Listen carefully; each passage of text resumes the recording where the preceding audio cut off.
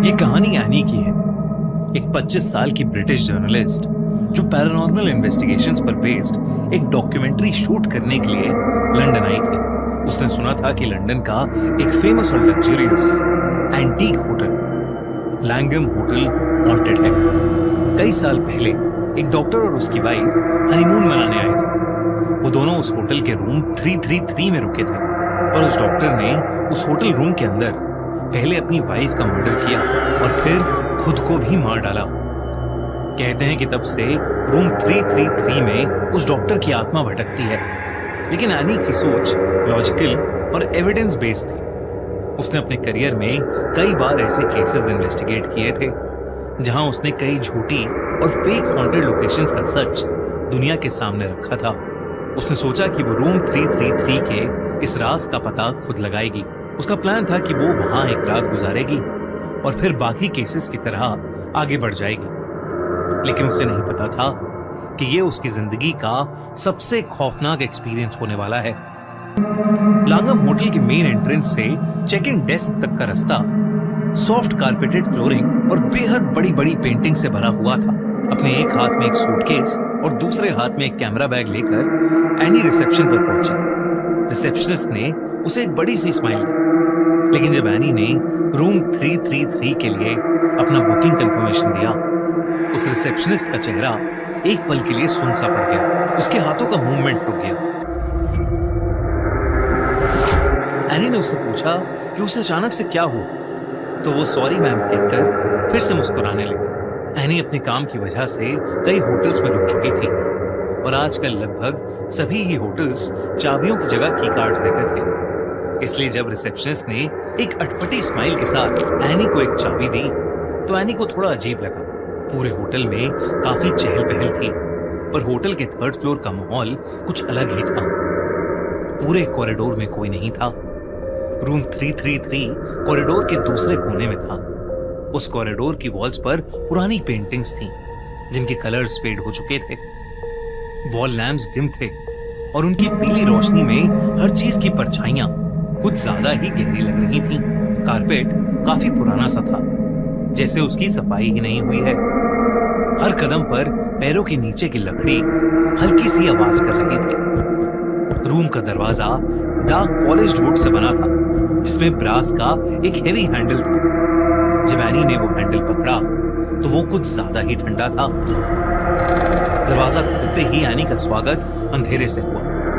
उसने अपना सूटकेस नीचे रखा और फोन की टॉर्च ऑन की और रूम के स्विचेस ढूंढने लगी। रूम का डेकोर विक्टोरियन स्टाइल का था। एक बड़ा king size bed, antique dressing table और एक फुल लेंथ मिरर जो डायरेक्टली बेड के सामने वॉल पर लगा हुआ था। उसे फाइनली बेड के पास स्विच बोर्ड मिल गया, पर जैसे ही उसने लाइट्स ऑन की, दरवाजे से एक जोर की आवाज आई। एनी चौंक गई और बहुत धीरे से पीछे पलटी। उसने अपना सूटकेस दरवाजे के बाहर रखा था और वो लुढ़क कर गिर गया था। उसने सूटकेस बेड के पास रखकर अपना कोट उतारा, बैग अनजिप किया और अपना रिकॉर्डिंग सेटअप निकालना शुरू किया। हर चीज सिस्टमैटिकली, पहले ट्राइपॉड, फिर कैमरा और फिर माइक सेटअप कर दिया। शाम ढल चुकी थी और रात होने लगी थी। एनी ने अपने लिए एक सैंडविच ऑर्डर किया और कमरे के कोने में पड़े सोफे पर आराम से बैठ गई। नवंबर का महीना था, इसलिए एनी को थोड़ी सी ठंड लग रही थी। उसने अपने रूम के फायरप्लेस में एक छोटी सी आग जलाई और अपने लैपटॉप पर होटल रूम की गोस्ट साइटिंग्स पर रिसर्च करने लगी। उसका प्लान सिंपल सा था। वो उस रात रूम को रिकॉर्ड करेगी और अपने एक्सपीरियंस को रिव्यू करेगी। उसने सारा इंतजाम कर लिया था। कैमरा रोलिंग था, माइक ऑन था और एनी इंटरनेट की दुनिया में खो चुकी थी। उसे भी पता नहीं चला कि कब उसकी आंख लग गई। कुछ देर बाद एनी के दरवाजे पर एक नॉक हुई और एनी की नींद खुल गई। नींद में एनी को कुछ समझ नहीं आया, पर तभी वो नॉक की आवाज फिर से आई। इस बार एक आदमी की आवाज के साथ, योर रूम सर्विस मैडम। लेकिन एनी ने तो सिर्फ एक सैंडविच मंगवाया था जो बहुत पहले ही डिलीवर हो गया था।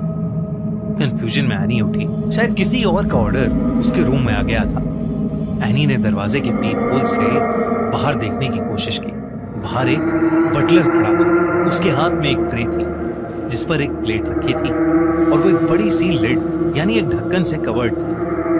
एनी ने दरवाजा खोला और उस बटलर से कहा कि उसने कुछ ऑर्डर नहीं किया है, पर उस बटलर ने कहा कि वो एनी का ही ऑर्डर है और उसने ये कहते ही प्लेट के ऊपर से लिड हटाई, जिसे देखकर एनी के होश उड़ गए। उस ट्रे के ऊपर एक प्लेट थी और उस प्लेट पर एनी का कटा हुआ सर रखा हुआ था। वो देखकर एनी की चीख निकल गई और पल भर के लिए उसकी आंखें बंद हो गईं। जब एनी ने फिर से आंखें खोली तो वो बटलर हवा में कहीं गायब हो गया था और पूरे कॉरिडोर में उसके अलावा कोई नहीं था।